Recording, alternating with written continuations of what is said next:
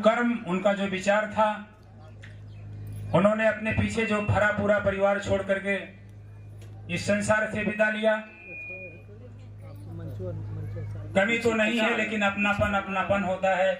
जब ये दुनिया से कोई अपना चला जाता है तब पीड़ा होती है। और अपने तो बहुत होते हैं, लेकिन जब माता पिता की साया उठती है तब बड़े शिद्दत से महसूस करता है व्यक्ति कि माता पिता क्या होते हैं जीवन में। आज पिता की छत्र छाया से यह परिवार वंचित हुआ है, लेकिन बहुत बड़ी उन्होंने एक वंश वट वृक्ष के रूप में सब कुछ छोड़ करके गया है। उनके 4 बेटे प्रेमचंद यादव, मूलचंद यादव, ज्ञानचंद यादव, दीपचंद, 2 बेटियां उषा देवी, अनीता, पौत्रगण पौत्रीगण अतुल, अंकित, प्रदीप, अनुराग, गौरव, उत्कर्ष, गरिमा, अनामिका, आरती और वर्षा। ये पूरा हरा भरा परिवार, नाती पोते, लोग कहते हैं कि बहुत कुछ देख करके इस दुनिया से गए हैं। कुछ बाकी तो नहीं है, लेकिन वो छत्र छाया हमेशा याद आती रहेगी, क्योंकि पिता का दर्जा आसमान से भी ऊंचा होता है और माँ का दर्जा इस धरती से भी ऊंचा होता है। माता पिता तब याद आते हैं जब जिम्मेदारी पड़ती है, जब समाज की कोई बात होती है, परिवार की कोई बात होती है, कहीं आना जाना होता है, कोई बात होती है, तब महसूस करते हैं लोग कि पिता की क्या भूमिका थी, माँ की क्या भूमिका थी। आज स्वर्गीय जियालाल यादव चाचा इस दुनिया में नहीं हैं, लेकिन उनका विचार जीवंत रहेगा। उनके कर्म बहुत दिनों तक समाज के लोग गाते रहेंगे। और हरा भरा परिवार छोड़ करके गए हैं, आशा है, पीड़ा है। आज इस घड़ी में हम सब लोग उस परम पिता परमेश्वर से प्रार्थना करते हैं कि भगवान उनको अपने श्री चरणों में स्थान दें और इस असह्य घड़ी में असह्य पीड़ा जो हो रही है उसे परिवार को शांति प्रदान करें, उस असह्य दुख को सहन करने की शक्ति प्रदान करें। इन्हीं चंद शब्दों के साथ मैं चाहता हूं ये कार्यक्रम अब और विस्तारित हो। बहुत दूर दराज से भद्र पुरुष आए हैं, महापुरुष आए हैं जो अपनी बात रखेंगे इस 13वीं के संबंध में। ये भी सही है कि देखिए, कोई सुख का भोज हो तो वो बात अच्छी है, लेकिन दुख का भोज तो बिल्कुल कहीं भी किसी भी तरीके से अच्छा नहीं है। एक तो पारिवारिक क्षति हो जाती है, दूसरे अगर बीमारी हो तो आदमी बीमारी में मिट जाता है। उसके बाद समाज की एक रूढ़िवादी परंपरा है कि फिर 13वीं का संस्कार करिए। जन्म से लेकर मृत्यु तक, और उसके बाद जो 16 संस्कार की विधान व्यवस्था है उसमें 13वीं संस्कार है। लेकिन इतना बड़ा जो आज उसका स्वरूप हो गया है, 1,00,000 1,50,000 लाख खर्च करने का, और समाज के लोग कहते हैं कि यार पिताजी मर गए, आप पूड़ी नहीं खिलाए, सब्जी नहीं खिलाए। बताइए, किसी के घर मैयत हो और कोई जाए और वो ये कहे कि आप ये नहीं खिलाए, तो बताओ कैसा महसूस आदमी करेगा। और कहना भी नहीं चाहिए, हम किसी का दुख बटाने गए हैं कि दुख देने जा रहे हैं। एक सवाल पैदा है समाज के लिए। गम और खुशी 2 दौर हैं जीवन में। खुशी में कुछ कहा जा सकता है, कुछ किया जा सकता है, लेकिन गम में सिर्फ गम बांटने का काम करना चाहिए, किसी का गम बढ़ाने का काम नहीं करना चाहिए, कतई नहीं करना चाहिए। समाज में कहीं से भी अच्छा नहीं है। इसलिए समाज के लोगों ने, खासकर बधाई के पात्र उस परिवार के लोग, स्वर्गीय रामकृष्ण यादव साहब, जो मरते समय कंपोजिट स्कूल लंबारी के प्रांगण में आए थे। पारस गुरुजी नहीं है, राजेश भाई नहीं है, उन लोगों को बुला करके उन्होंने कहा, देखो अब ये जीवन बहुत कसमकस कर रहा है, बहुत दिनों तक चलने वाले नहीं हैं, लेकिन तुम लोग पढ़े लिखे हो, समाज में रहते हो, मेरे मरने के बाद किसी भी तरीके का कोई कार्यक्रम नहीं होना चाहिए।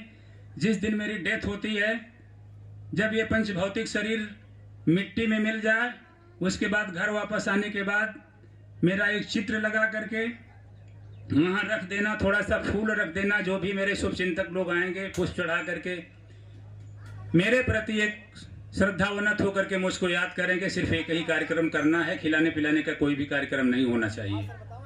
उस परिवार के लोगों ने, उनके छोटे बेटे आदरणीय अजय कृष्ण यादव सामने बैठे हुए हैं, इस परिवार के लोगों ने, इनकी माताजी चाह रही थी कि 13वीं हो, लेकिन माताजी के बाद सब लोगों ने समझाया कि पिताजी की हार्दिक इच्छा थी। माताजी ऐसा, वो बहुत बड़े सामाजिक चिंतक थे, बड़े दूरदर्शी इंसान थे। अगर उनकी आत्मा की आवाज़ है तो ऐसा कार्यक्रम होना चाहिए। खैर, वो परिवर्तन का चक्र चला और मैं समझता हूँ आज इस दयार में करीब 150-200 के आसपास ये 13वीं का कार्यक्रम बहिष्कार करके ये श्रद्धांजलि का कार्यक्रम चल रहा है, और होना भी चाहिए। अभी बहुत से वक्ता हैं, मैं बहुत सारी बातें तो समय कम है नहीं कह पाऊंगा, लेकिन कभी जमाना था सती प्रथा का। मर्द की जब मृत्यु हो जाती थी, जबरदस्ती स्त्री को उसके चिता पर जला दिया जाता था। अब आप सोच सकते हैं कितना अमानवीय कृत्य था ये। विधवा विवाह का विरोध, अब आप समझ सकते हैं कि कोई भी महिला जब विधवा हो जाती थी तो आजीवन उसको विधवापन का दंश झेलना पड़ता था। लेकिन राजा राम मोहन राय और कुछ ऋषियों ने इसके खिलाफ बीड़ा उठाया। सती प्रथा और इस विवाह के लिए उन्होंने विलियम बेंटिक, जो तत्कालीन गवर्नर था इस देश का, उससे मिल करके एक विधान बना किस तरीके का कार्यक्रम खत्म किया जाए कि किसी की डेथ होती है, किसी की मृत्यु होती है और जबरदस्ती न चाहते हुए उसकी पत्नी को उसको जला दिया जाए। आजीवन 18 साल की, पहले बचपन में शादी होती थी। कोई बेटी अगर विधवा हो जाए, कोई बहन विधवा हो जाए तो आजीवन वो दंश झेले। कितना अमानवीय कृत्य था। इसके खिलाफ भी आवाज उठा करके ऋषि दयानंद स्वामी सरस्वती महाराज, इन लोगों ने बीड़ा उठा करके इस प्रथा को खत्म कराया और आज विधवा विवाह हो रहा है और उनका घर बसाया जा रहा है। उन बेटियों का, उन बहनों का जो दंश है उसे कम करने का प्रयास एक बदलती हुई संस्कृति में हो रहा है। इस तरीके के तमाम सामाजिक बुराइयां हैं जिस पर बहुत से लोग प्रकाश डालेंगे। मैं ज्यादा समय न लेते हुए मैं उस पिता तुल्य बुजुर्ग और आज जिनके श्रद्धांजलि कार्यक्रम में हम लोग आए हैं, स्वर्गीय जियालाल यादव को पुनः आप सभी लोगों की तरफ से, अपनी तरफ से, इस कार्यक्रम की तरफ से विनम्र श्रद्धांजलि पेश करते हुए अब चाहता हूं हमारे बीच में बैठे हुए हम लोगों के श्रद्धेय आदरणीय बड़े भाई श्री कमला सिंह तरकस, जो बहुत बड़े परिवर्तन के लिए बहुत बड़ा काम कर रहे हैं। पूरा घूम घूम करके इस जनपद ही नहीं, मंडल ही नहीं, बल्कि प्रदेश के स्तर पर जहां भी ऐसे कार्यक्रम हो रहे हैं पाखंड और अंधविश्वास के खिलाफ, जहां भी मुहिम चलाई जा रही है, अपना अमूल्य समय दे करके बहुत बड़ा एक संदेश दे रहे हैं, बड़ी जागरूकता पैदा कर रहे हैं। मैं बड़े भाई कमला सिंह तरकस से निवेदन करता हूं आए और आज इस श्रद्धांजलि कार्यक्रम में अपना विचार रखें। बड़े भाई श्री कमला सिंह तरकस जी। बहुत बहुत धन्यवाद। और सबसे अच्छी बात है कि आज इस गांव में जहां हम लोग बैठे हैं, माताओं बहनों की भी भागीदारी अच्छी है। यह बहुत ही अच्छी बात है।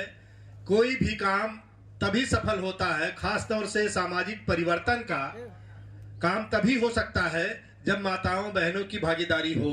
अक्सर हम लोग, काफी लोग हैं, विद्वान हैं, जानकार हैं, सभी लोग कुछ न कुछ परिवर्तन के लिए काम कर रहे हैं। देश प्रदेश पूरे देश में काम हो रहा है, लेकिन ज्यादातर देखा जाता है कि हमारी माताओं बहनों को इसमें भागीदारी करने का मौका कम मिलता है। इसी नाते हमारा अभियान पिछड़ा हुआ है और मैं संचालक महोदय को बहुत बहुत धन्यवाद दे रहा हूं कि आप लगातार इस तरह के कार्यक्रमों में अपनी भागीदारी तो कर ही रहे हैं। और जो आयोजक हैं ज्ञानचंद जी हैं और सारे परिवार के लोगों को मैं बहुत धन्यवाद देना चाहूंगा कि यह एक परिवर्तन की लड़ाई है, एक मुहिम है और इसमें जो लोग इसे आयोजन करते हैं आज के समाज के वो बहादुर हैं, वीर हैं, आजादी की लड़ाई के वो नाहर हैं, सिपाही हैं, सेनापति हैं। क्योंकि जब जब समाज में समस्याएं बढ़ती हैं, आज आदमी के जीने के रास्ते कठिन से कठिन किए जा रहे हैं, बनाए जा रहे हैं, तरह तरह की समस्याएं खड़ी की जा रही हैं। तो हर जागरूक आदमी का काम होता है कठिनाइयों को दूर करके आदमी की जिंदगी को खुशहाली की तरफ ले जाना, जिंदगी को आसान बनाना। इसी काम को मुझे खुशी हो रही है कि इसी धरती से करीब पूर्व सांसद महोदय ने बहुत ही बड़ा काम किया, जिन्होंने पहले ही घोषणा कर दिया कि मेरे बाद ये सब पाखंड के काम नहीं होंगे, परिवर्तन का काम होगा, लोग जागरूक हों। उस काम की मुहिम चल पड़ी और आदिपुर से उठी आंधी आज पूरे प्रदेश में, देश में दिखाई दे रही है। जो देख सकते हैं उनको देखने के लिए बहुत कुछ दिखाई दे रहा है। सिखाया कुछ जाता है, किया कुछ जाता है। आज परिवर्तन के कई सारे ऐसे काम बहुत आसान हो गए। हमारी लड़ाई अब करीब है। कहा जाता था कि जो हमारे महापुरुष थे उसमें एक लंबी परंपरा है। महावीर बुद्ध से लेकर गुरु नानक से लेकर फिर फूले, भगत सिंह, बाबा साहब भीमराव अंबेडकर, ललाई सिंह यादव और ऐसे कई बहुत सारे नाम हैं कि उन लोगों की जो परंपरा रही है, आज हम उसी परंपरा को हमें फिर से जीवंत करना है, जिंदा करना है। और ये आजमगढ़ की धरती तो उसमें बहुत अग्रणी रहेगी। ये माता बहनें जो बैठी हैं, इन लोगों से हम चाहेंगे कि ये तो एक बड़ा काम ज्ञानचंद जी ने किया है और इसको कोई जरूरी नहीं है कि आप माइक लगाइए। अगर कोई सक्षम है, माइक लगाता है तो अच्छी बात है। हम 100 लोग तो बिना माइक के भी बात कर सकते हैं। हमारी बहनें भी कुछ अपनी बात रख सकती हैं। अगर इन बहनों ने समझ लिया बात तो कानों कान, दोस्त मित्र, रिश्तेदारी हर जगह बात फैल जाएगी कि ये पाखंड, ये झूठ, ये बेकार की चीज बंद करना है। इसमें कोई भलाई नहीं है। क्यों? इसमें कुछ चालाक लोगों ने हमको डरवाया कि अगर आप ये सब नहीं करेंगे तो आपके परिवार का भला नहीं होगा। कुछ लोगों ने लालच दिया। दोनों झूठ है। डरने की भी जरूरत नहीं है और उनकी लालच में भी पड़ने की जरूरत नहीं है। लालच दिया कि अगर आप ये हमारी बात सब करेंगे तो आपके जो चले गए हमको छोड़ करके, उनको स्वर्ग में बढ़िया जगह मिल जाएगा। ये सब बातें एकदम झूठ है। एक तो ये कहा गया है कि जैसा हम करेंगे वैसा मिलेगा। अब वो तो चले गए, जो करना था करके चले गए। इसका मतलब उनके करने का कोई मतलब नहीं था। अब हमारे इस पाखंड से ही उनको स्वर्ग मिलेगा। पक्के तौर पर हमारे लोग सकुचाते हैं, डरते हैं। समाज सिखाता है कि मीठा बोलो। मीठा बोलते बोलते हम थक गए। हमारे लोगों ने इस पाखंड के चक्कर में क्या क्या नहीं किया। हम लोग कितनी बार गंगा नहाए, कितनी बार दर्शन किए, कितनी पूजा पतंगा किए, लेकिन उसका कोई रिजल्ट हमको मिला? हमको नीच कहा गया, हमको शूद्र कहा गया, हमको अछूत कहा गया। कुछ लोग बड़े बन गए अपने आप, अपने मुंह से। वो कहते हैं कि मुंह से कुछ लोग पैदा होते हैं, बाह से पैदा होते हैं, पेट से पैदा होते हैं, पैर से पैदा होते हैं। तो ये सारी बात असली ये है कि कहीं से नहीं पैदा होते हैं, उनके मुंह से ही पैदा हो गया। मुंह से कही हुई बात ही वही नियम बन गई। आज हमको संविधान से सम्मत, विज्ञान से सम्मत नया समाज बनाना है।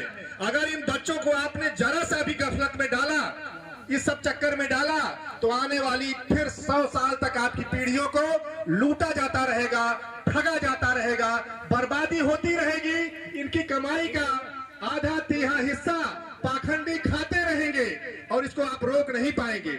एक बार इनके अंदर डर घुसा दिया गया कि ये परंपरा है, करना जरूरी है, तो इनके पास खाने के लिए न रहे, ये कर्जा लेकर करेंगे। पढ़ने के लिए नहीं रहेगा, लेकिन पाखंड के सारे काम किए जाएंगे। दवाई के लिए पैसा नहीं रहेगा, लेकिन चढ़ावा के लिए पैसा जरूरी हो जाएगा। इसलिए अपनी आंख खोल लीजिए। अपने दिमाग में आप लोगों से हम कहा चाहते कि बैठा ला, टोंगे गठिया ला कि एक भी रुपया यह तरह के पाखंड के काम में जे खर्च करत हो, वो जान ला के अपने भविष्य के बर्बाद करत हो, अपने बच्चा बच्ची की जिंदगी तबाह करत हो। गलत काम हो। एक चाहे क्यों खुश हो चाहे नाराज हो, ये समझे की पड़ी। अगर हम लोग समझे में देर करब उतने नुकसान हो जाए हमार। तो ये बात खाली मृत्यु भोज तक ना हो और देखे के हो। अब क्यों जटा जूट रंगाए खूब भभूत भूत पोते कौनो रूप में गांव में आ जाई और सबकर हाथ देखे लगी, सब बतावे लगी कि 21,000 रुपया दे, 2100 रुपया दे तो हर एकदम भला हो जाए, तुम्हारे बाल बच्चे सब आगे चले जाएंगे। क्या होगा क्या नहीं होगा, ये अंडबंसन सब चल रहा है। इसलिए तुरंत सावधान हो जाइए। आपका बच्चा मेहनत करेगा, पढ़ेगा, तब आगे जाएगा।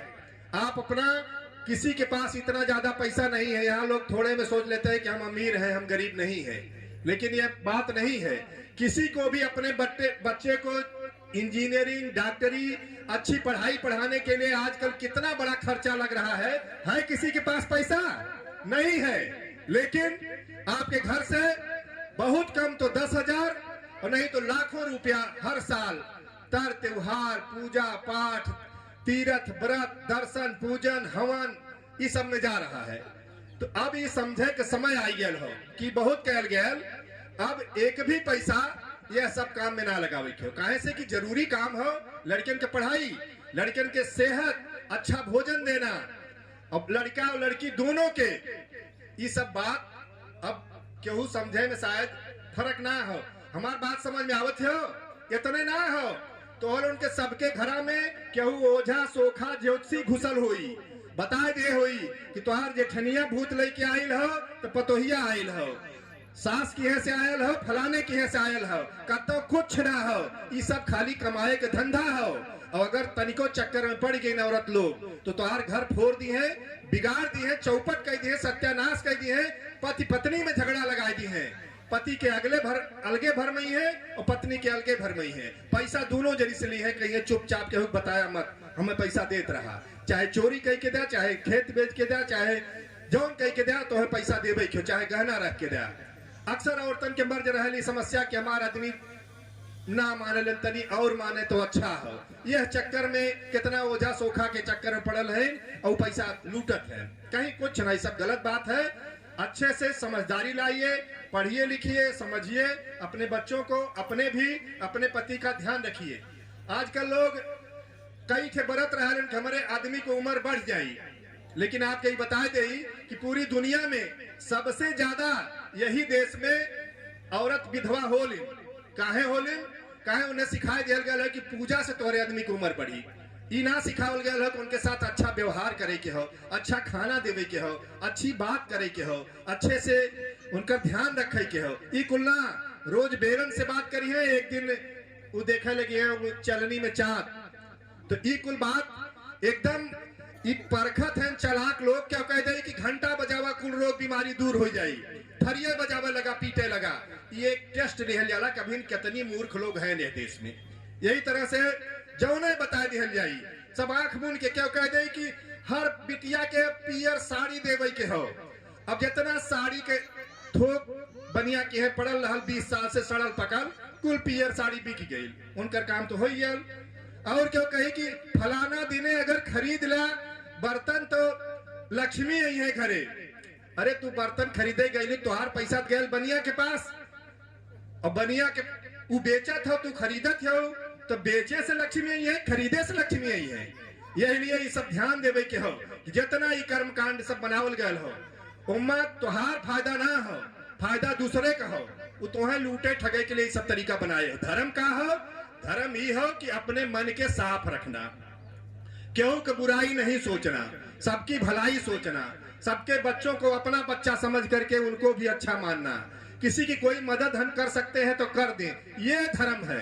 धर्म ये नहीं है कि चलिए सब लोग टूट पड़िए और पैसा सब लोग उठा करके और कोनो बाबा के कोनो चलत हो सत्संग प्रवचन में जाए पैसा चढ़ाया जाए। सोच समझ के एक एक पैसा देना है। काहे से कि ये पैसा जुटा करके आजकल तमाम जगह पैसा जुटाया जा रहा है मंदिर में, और उस पैसे से वोट खरीदा जाता है, दारू बांटी जाती है, विधायक खरीदे जाते हैं, सांसद खरीदे जाते हैं, सरकार खरीदी जाती है। यह सब भी हमको समझना पड़ेगा। बात समझ में आवत है? तो लोग जो पूजा पाठ करे लो, अगर सही में पूजा पाठ करे के हो तो पढ़ल लिखल लोग हुई हैं, ओकर तरीका हो ध्यान करना।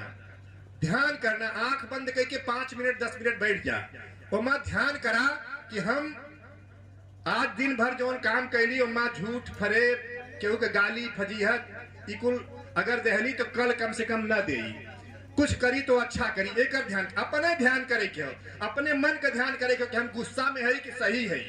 अगर होश में हो आदमी, गुस्सा में ना हो, टेंशन ना हो, केहू से जलन ना हो, केहू से द्वेष ना हो, तो जान ला मन एकदम पवित्र हुआ, धार्मिक मन हो। वो जान ला कि ईश्वर के करीब हो। ईश्वर का हो यो बता दे। ये भरम बहुत बड़ा फैलावल हो।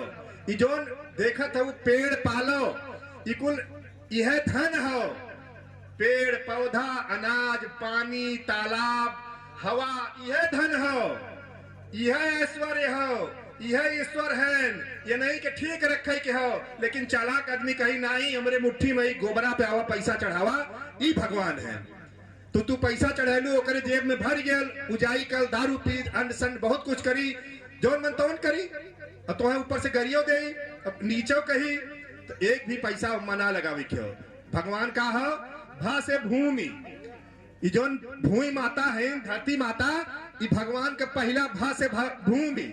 अगर धरती न रहे, अनाज न पैदा हो, हम चलब कहाँ, हम रहब कहाँ, घर कहाँ बनी, गाड़ी कहाँ चली, तो भा पहला चीज हो। और आप लोगों से निवेदन हो, हालांकि गांव वाले अपने आप ही काम करेलन, कि चप्पल जूता निकाल के कम से कम 1 आध घंटा जमीन के संपर्क में जे रही, ओके कई बीमारी से बचत हो जाई। ये भगवान से पहली भेंट हो कि चप्पल जूता निकाल के गांव का औरत रहे लेन। जो बड़े शहर में लोग हैं उन्होंने से निवेदन हो कि वो लोग 1 घंटा 2 घंटा चप्पलवा पुलवा निकाल के तनी धरती के संपर्क में रहे। ग से हो गर्मी, गर्मी कहाँ से मिले? सूरज से। सूरज के सामना, सुबह के सूरज के सामना जे करी, उके तमाम बीमारी से बचत हो जाई। जे एसी में बैठल हो, कितनो सुविधा रहा, वो बीमार हो जाता हो। तो गा से गर्मी, सूरज का सामना जरूर होना चाहिए। सूरज से आंख मिलाइए, सुबह सूरज के सामने जरूर जाइए। पहले दुल्हन के घरे में बंद रखल जाए बहुत दिन तक, तो बीमार पड़ जाए। तो अब जरूरत है कि सूरज के ये सूरज के यही घामे में बैठ जाई, अपने आप ओकर सेहत चमक जाई, ठीक हो जाई। अब 10 दिन सूरज न दिखाई दे तो खेतों खराब हो जाई, फसलियों आदमियों बीमार पड़ जाई। तो ग से गर्मी, भ ग, वा से वायु, अच्छी हवा, सुंदर हवा। वायु के बिना क्यों जी 1 मिनट? अब सांस न ले सका, ऑक्सीजन की कमी हो जाए, तो वायु माने ऑक्सीजन, ऑक्सीजन के बिना 2-4 मिनट भी आदमी ना जी सकता। और न से नीर माने पानी, पानी के बिना जिंदगी एकदम ना चली। जहां पानी होला वहीं जीव होलन। नदी के किनारे पानी पियहू बदे चाहिए, पानी खेतों बदे चाहिए। तो यही भगवान का रक्षा करा और भगवान से रक्षित रहा। रक्षा कैसे हुई? पानी शुद्ध रखा, जमीन के भी शुद्ध रखा, वहां गोबर का खाद ओत पड़त रहे। गर्मी, सूरज, पूरा आसमान जौन हो, वहां प्रदूषण न हो। अब आजकल डीजे बजाई के, बड़ा बड़ा माइक लगाई के प्रवचन चलत हो, कहत हन धर्म कार्य होत हो। देखे होला वो दिनों रात अखंड पाठ होला, गली गली में बजत हो। उसे प्रदूषण होला, आदमी के कान भी खराब हो जाई, दिल भी खराब हो जाई, पूरा वातावरण खराब हो जाई, बीमारी के परोस देई। इसलिए वह कुल से बचे के चाहिए। तो ये भगवान असली भगवान है। यह भगवान के संपर्क रखा और अपन ध्यान करा, कभी दूसरे के ध्यान मत करा। कहे से कि जेकर ध्यान सिखावल जाता हो, अगर अपने माई बाप गुरु के हो ओकर ध्यान करा तो कुछ गनीमत हो। नहीं तो जो सिखावल जाता है सब काल्पनिक हो। क्यों देखे रहो महापुरुषन के जेकर फोटो आज बनावल गया हो? क्यों ना देखे रहो? सब अपने अपने हिसाब से बना दिए, जैसन चाहे तैसन। तो ये सब बात समझे के हो। और जौन ये महापुरुष सबसे बड़ा देवता के हो, माता और पिता। अगर माता पिता न होते तो हमार जीवन रहत, वो अपन पूरी जिंदगी लगाए दिहन, पढ़ाई लिखाई घर दुआर जौन कह पाए तोहरे लिए कह के गए। इसलिए हर दरवाजे पर भगवान माता पिता के फोटो रहे चाहिए। उन्हें जो पूजा करे क्यों, नमस्कार करे क्यों, प्रणाम करे क्यों करा।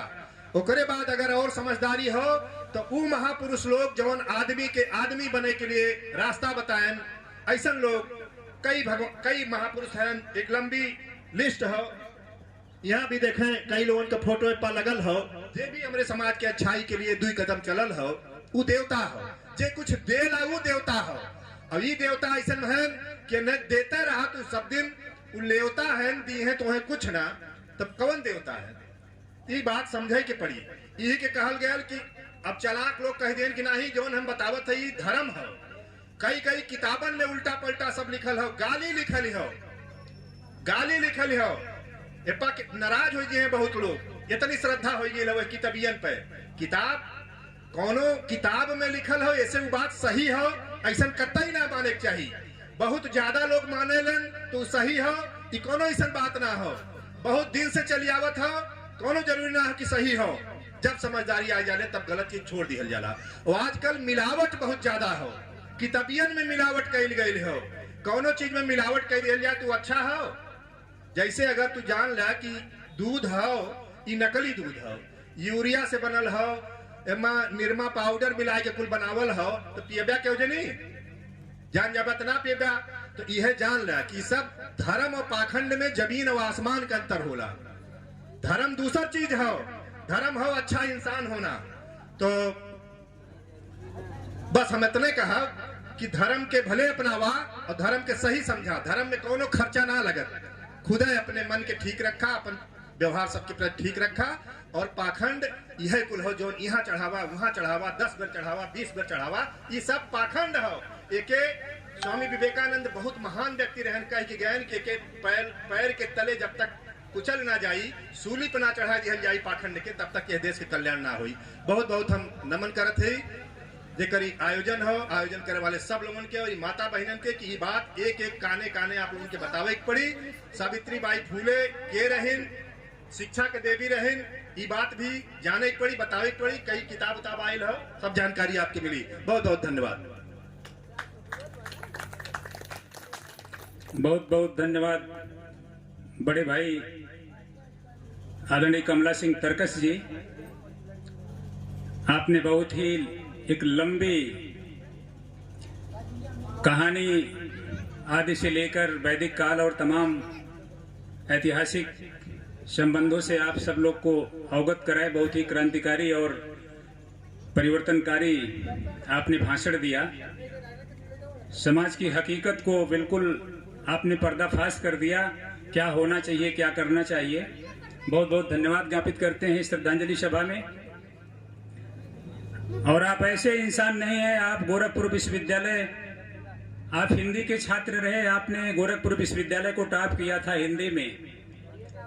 आज ये प्रोफेसर होते, लेकिन इन्होंने अपने दिशा को बदला। चूंकि धन कमाना और किसी पद को हासिल करना ये तो सामाजिक परंपराएं हैं, प्रक्रिया है, लोग करते रहते हैं। लेकिन अगर वो आज प्रोफेसर होते तो शायद किसी यूनिवर्सिटी में रहते, किसी विद्यालय में रहते। लेकिन आज इनका बहुत बड़ा नाम है। यूट्यूब पर कमला सिंह तरकस नाम आप सर्च करेंगे तो इनके बारे में बहुत सारे, अब आप स्पीच से ही समझ सकते हैं कितने क्रांतिकारी ओजस्वी वक्ता हैं। समाज के पाखंड और अंधविश्वास के खिलाफ बहुत लंबी मुहिम और लड़ाई लड़ने का मंसूबा आपने बनाया है। ऐतिहासिक इस महापुरुष को नमन करते हैं आज इस कार्यक्रम के माध्यम से। कहीं भी कोई कार्यक्रम होता है श्रद्धांजलि का तो ये अगर सूचना मिल गई तो अपना जरूर समय देते हैं। अब देखिए बहुत बड़ा एनजीओ इनका चलता है, लेकिन उससे विरत होकर के आज इस कार्यक्रम में आए हैं। हम लोगों को बहुत अच्छी अच्छी बात बताए, इसलिए उनका नमन करते हैं, अभिनंदन करते हैं इस कार्यक्रम में। और अगली कड़ी में सामने विराजमान पब्लिक इंटर कॉलेज सजई खान जहापुर के पूर्व प्रधानाचार्य, हम लोगों के अग्रज, बहुत ही अच्छे वक्ता आदरणीय हरिवंश यादव जी को सादर आमंत्रित करता हूं आए और इस श्रद्धांजलि कार्यक्रम में स्वर्गीय पिता जियालाल यादव के प्रति श्रद्धा सुमन करते हुए आज की जो 13वीं की जगह ये श्रद्धांजलि सभा हो रही है, पाखंड के खिलाफ जो आवाज है उससे हम लोगों को अवगत कराएं। आदरणीय श्री हरिवंश यादव जी। ओम ओम विश्वानि देव सवितर्दुरितानि परासु यत भद्रम तुन्नहासु। आज दुख की इस घड़ी में चाय छोड़िए, आप लोग दोनों लोग आइए यहाँ सामने। चाय किसी अपने और, परिवार के चाय की जिम्मेदारी किसी और पितामह आप लोग यहाँ आ जाइए, ठीक है। परम आदरणीय जियालाल यादव जी की श्रद्धांजलि सभा के अवसर पर उपस्थित बुलाओ बुलाओ, बैठिए बच्चे। उनके परिवार के समस्त पुत्रगण, पुत्रियां, नात रिश्तेदार, सगे संबंधी, इष्ट मित्र और श्रद्धावान प्रेमी सज्जनों, उपस्थित माताओं, बहनों, बेटियों, यह जागरण का अवसर क्या हो, इधर आओ, इधर आओ। परिवार के पितामह ने अंदर जाता अपने जीवन भर की सेवा को समर्पित करके इस समाज को दिया। ये जन जागरण का अवसर समाज में व्याप्त कुरीतियों रूढ़ियों को मिटाने के लिए लगभग 85 वर्ष की उम्र तक अपने जीवन में सेवा प्रदान करके समाज को आज हमें उन्होंने प्रदान किया है अवसर। जियालाल जी निश्चय ही एक परम तपस्वी, कर्मठशील योगी पुरुष थे, जिसकी वजह से ही उनकी संतानें समाज में सम्मान के उत्कर्ष को छू रही हैं। डॉक्टर ज्ञानचंद जी हाजीपुर से लेकर के सिकरौर तक अपनी सेवाओं के जरिए समाज में विख्यात हैं। आप जो समाज सेवा कर रहे हैं, कृपया शांति बनाए, सुने। आदरणीय जी कुछ बात कर रहे हैं, उनको सुनिए और समझिए। बात करने के लिए बहुत समय मिलेगा। सेवा दे करके आपने जो पुण्य कमाया है, उसी पुण्य का ये फल है। हाजीपुर ग्राम और आसपास के तमाम श्रद्धावान लोग यहाँ पर एकत्रित हैं। इस महान कार्यक्रम में अपनी सहभागिता दे रहे हैं। यही इन बातों से परिलक्षित होता है। वास्तव में ये जो हमारी कहावत है हमारे समाज की, बाढ़े पूत पिता के घर में, खेती उपजे अपने कर में।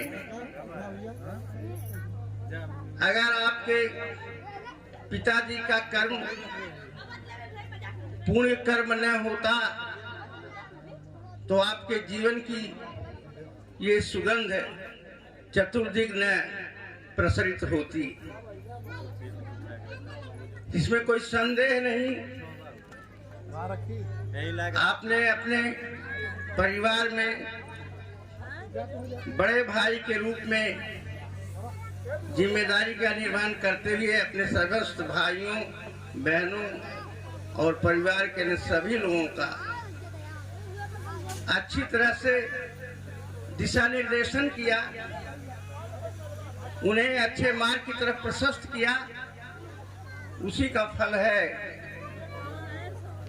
आप सभी लोग, हम सभी लोग आकर्षित होकर के यहाँ पर एकत्रित हुए। साथियों, माता और पिता, जैसे कि भाई कमलाकांत तरकस जी ने अभी आप लोगों को संबोधित किया, माता और पिता यही तो सबसे बड़े देवता है। मैं एक दिन जो है करीब 4-5 महीने पहले की बात बता रहा हूँ, टीवी देख रहा था। एक 9 वर्ष का बच्चा जो आश्रम में शिक्षा ग्रहण करता है, उससे टीवी चैनल वाले ने पूछा कि आप किस देवता की पूजा करते हैं, आपकी दृष्टि में सबसे बड़ा देवता कौन है? वो 9 वर्ष का बच्चा कहता है, हमारे लिए तो हमारे सबसे बड़े देवता हमारे माता और पिता ही हैं। इन्होंने हमें जन्म दिया है, इन्होंने ही हमें संस्कार दिया है, इन्होंने ही हमें शिक्षा ग्रहण करने के लिए अवसर दिया है। तो माता और पिता यही सबसे बड़े देवता है। आज जियालाल जी अपने परिवार के ही नहीं, इस हाजीपुर ग्राम की पवित्र धरती पर यह जो आयोजन करने के लिए प्रेरणा अपने संतानों को दिया, वास्तव में इस क्षेत्र के सबसे बड़े देवता वही हैं। किसी भी परिवार, किसी भी समाज का बड़प्पन इस बात में नहीं है कि हम अपने द्वारा अर्जित धन संपत्ति का कितना अधिक दुरुपयोग कर दें। धन को उड़ा देना, गमी में खुशी को मना देना, खुशी के चक्कर में पड़ करके ताम झाम बढ़ा करके दिन रात झालर लगा करके उसको चमकाना, ये सब जो है मैं समझता हूं कि अपनी शक्तियों का दुरुपयोग है, धन का दुरुपयोग है। इन सभी कुरीतियों को मिटाइए। स्वामी दयानंद सरस्वती जी ने भी तो कहा था कि पत्थर पूजने से आपको भगवान नहीं मिल जाएंगे, माता पिता की सेवा आप करेंगे तो निश्चित रूप से आपको सब कुछ मिल जाएगा।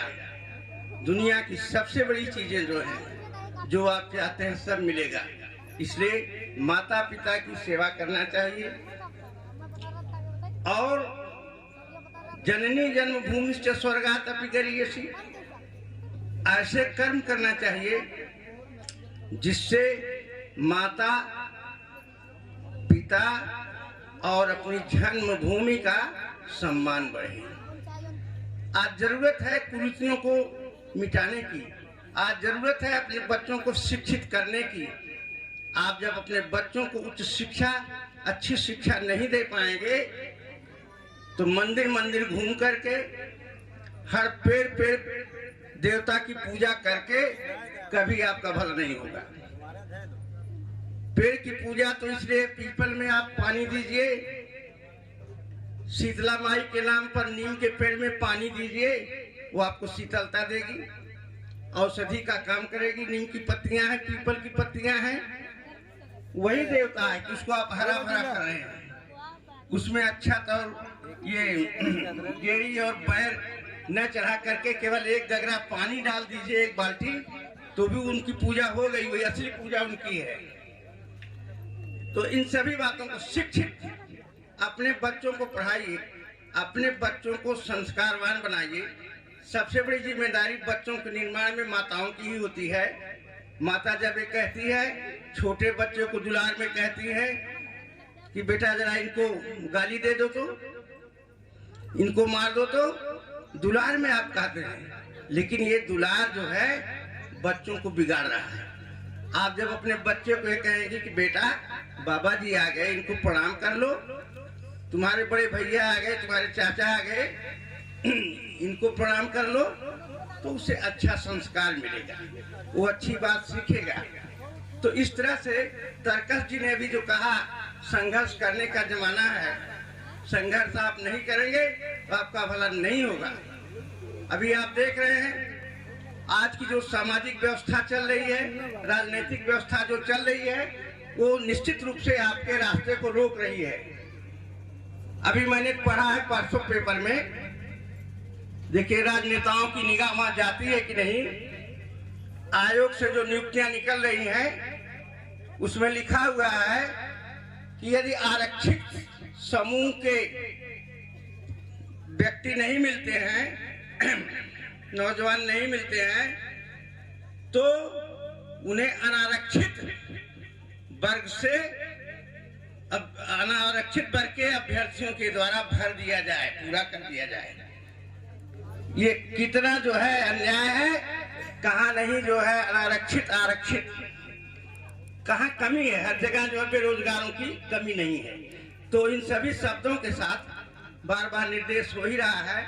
मैं इस अवसर पर अपने पूज्य पितामह जी को अपनी तरफ से श्रद्धांजलि देता हूँ, ईश्वर से प्रार्थना करता हूँ, हे प्रभु, हे वो आदि शक्ति जो इस ब्रह्मांड का संचालन कर रही है, उनकी आत्मा को शांति दें।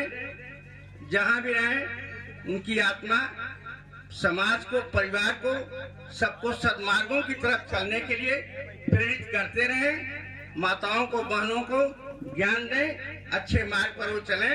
इन शब्दों के साथ मैं पुनः अपनी श्रद्धांजलि देता हूँ। ओम सम शांति।